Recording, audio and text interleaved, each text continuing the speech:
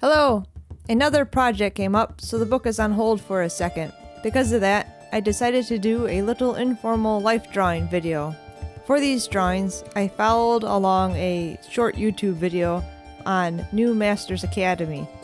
They have nude and clothed models for life drawing practice, and I recommend them. For people who don't know anything about life drawing, I'll explain a little. The first group of drawings were done on a 1-minute timer. These drawings are generally referred to as gestures. They are meant to loosen up and also get a feel for the weight and the movement of the figure. Usually, gestures are done with wispy fast lines. I just find that I prefer drawing with hard shapes more. I find the minimalism of these drawings to be very fun.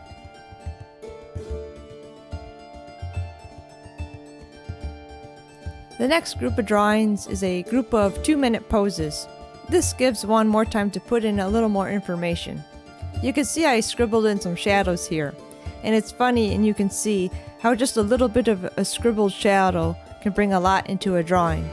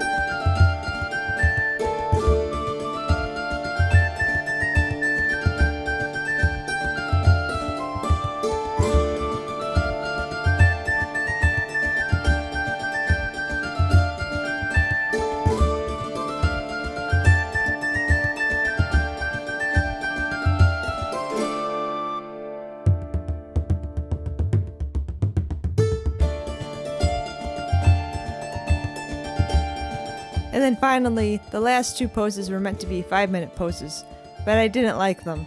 So I did them real quick, and then I went back to an earlier pose I like and took a few more minutes on that one.